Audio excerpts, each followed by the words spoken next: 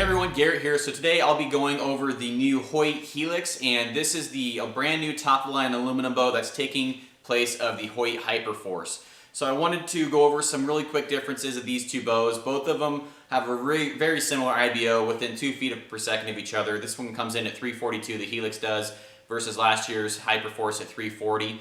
This is 32 inches axle to axle. This is 30 and a half. So it's and they have the same brace height. So you're getting a little bit more smaller, compact bow. This one kind of feels like it has a little bit more broad appearance to it. Kind of has a little bit more of a shoulder. You're getting a new string stop here with a nicer, softer rubber versus last year's. I think that's definitely going to help quiet it down and definitely make it a little bit less on the shot than it was last year. So outside of that, really looking forward to seeing what they did with these cams this year. Last year they had the Hyper ZT cams. This year they have the ZT Pro.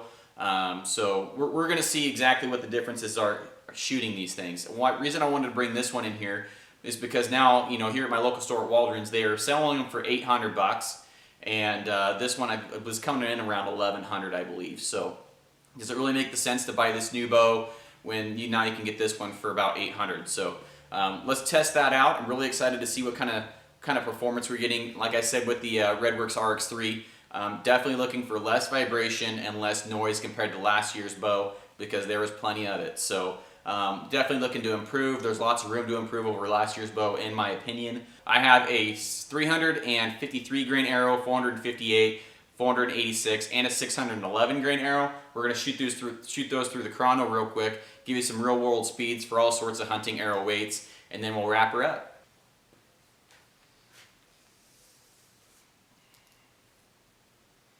Smooth draw. I really like the draw on that.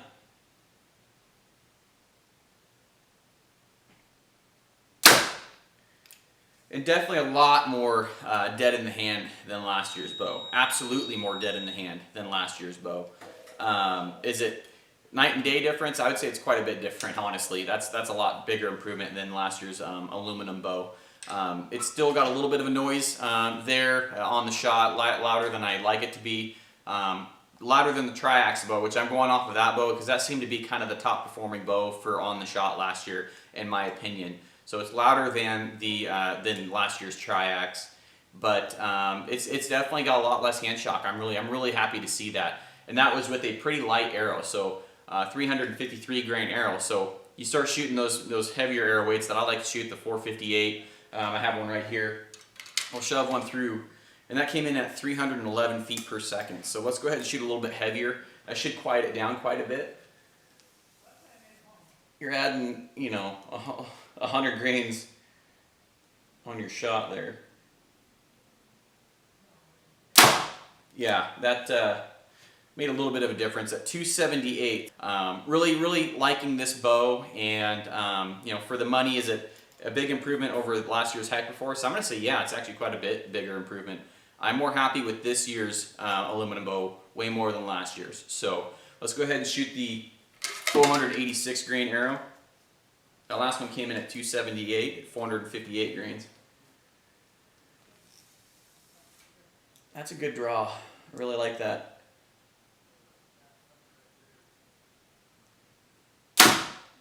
Yeah, I really like the feel of this bow. This is a lot nicer bow.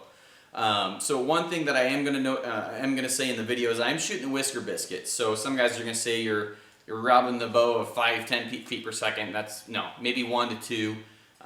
It's a used whisker biscuit, so it's not super stiff or anything. I might be causing the bow to lose 1 to 2 feet per second if it's lucky. So it will cause a little bit more of a vibration on the shot, and I'm taking that in consideration. So this is definitely a huge improvement over last year's bow. I really do enjoy shooting this bow way more than the Hyperforce, like I said earlier. So let's go ahead and shoot the 611 grain arrow here. And that one came in at 271 at 486 grains.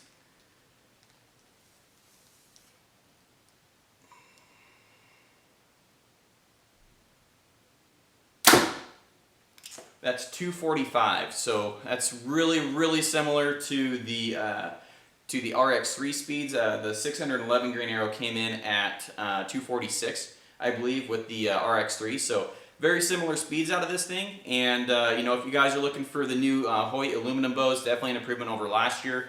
And go check them out. As always, guys, subscribe if you want to see more. Hit that bell icon. There's going to be plenty of videos coming out later this year, very soon, in fact. You know, you have Bow Tex Bow coming out November 7th. You got Matthews that hasn't released yet. Prime that's still, I haven't got those yet in my hands. So there's plenty of bows. I'm still going to be doing reviews. I'll be doing a big bow comparison to see which one takes the cake, like I did last year. And, you know, plenty of stuff to come. So hit that subscribe button, give me a like, and I'll see you on the next one. Bye.